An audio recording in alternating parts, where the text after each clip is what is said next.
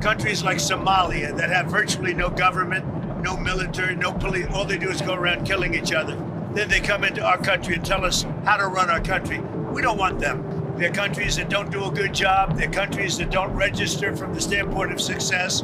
And we frankly don't need their people coming into our country telling us what to do. When you talk about and I'm talking about like Somalia, where you have a congressman goes around telling everybody about our Constitution, and yet she supposedly came into our country by marrying her brother. Well, if that's true, she shouldn't be a congressman, and we should throw her the hell out of our country.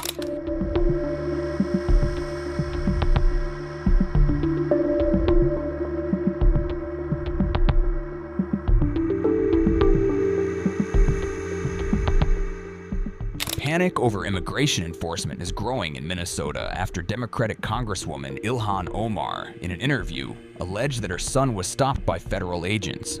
Ilhan Omar said that her son was stopped by federal immigration agents and asked to prove his U.S. citizenship. Omar said that the incident happened after her son made a routine stop at a Target store in Minnesota. She reportedly said that ICE agents pulled him over and questioned his legal status. Omar said that her son was released only after producing his U.S. passport to the agents. The Congresswoman noted that her son now always carries his passport because of fears of being stopped. She also revealed that ICE agents previously entered a mosque where her son and others were praying. Omar reportedly stated that the agents later left the mosque without incident. However, the encounter raised serious concerns.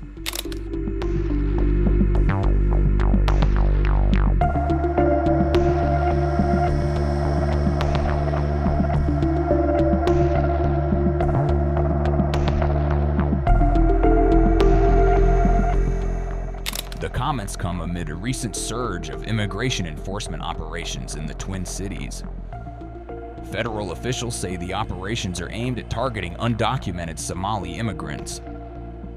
The surge comes amid remarks by U.S. President Donald Trump criticizing Somali immigrants and Omar personally. On immigration, your administration made a lot of moves throughout the last few days after we know that Afghan national is the suspected shooter of these National Guardsmen. The people that shouldn't be in our country, that's right. So you announced that asylum. And that includes Somalians and includes plenty of others. How long does your administration plan to pause asylum into the U.S.? I think a long time. Can you give any We kind don't of want time? them. We don't want those people. We have enough problems. We don't want those people. Is that a year, 2 years? No time limit. And then but it could be a long time. You said that. We don't want those people. Do you understand that? I understand. Do you understand it? I understand. Who are you with? I'm with News Nation. So Okay, my News name's Nation. Liberty. News Nation. Great. Thank Let you. me just tell you something. We don't want those people. Does that make sense? You know why we don't want them? Because many of them are no good, and they shouldn't be in our country. What do you mean by those people? Can you The clarify? people from different countries that are not friendly to us, and countries that are out of control themselves. Countries like Somalia that have virtually no government, no military, no police. All they do is go around killing each other. Then they come into our country and tell us how to run our country. We don't want them. What are you talking How about? many countries roughly? You got to talk up. She said how many countries? Is there a list of? Well, I guess we gave you 19, right? And it's probably more than that. Is that what you mean when you mean third world countries, those 19? No, I don't think they're all third world, but in many cases they are third world. They're not good countries. They're very crime-ridden countries. They're countries that don't do a good job. They're countries that don't register from the standpoint of success. And we frankly don't need their people coming into our country telling us what to do. When you talk about And I'm talking about like Somalia, where you have a congressman goes around telling everybody about our Constitution, and yet she supposedly came into our country by marrying her brother.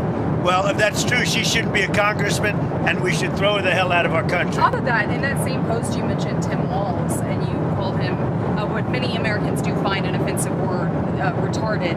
Do you stand by that claim of calling Tim Walz retarded? Yeah, I think there's something wrong with him. Absolutely, sure. You don't think that? You have a problem with it? You know what? I think there's something wrong with him. Anybody that would do what he did, anybody that would allow those people into his state and pay billions of dollars out to Somalia. We give billions of dollars to Somalia. It's not even a country because it doesn't function like a country.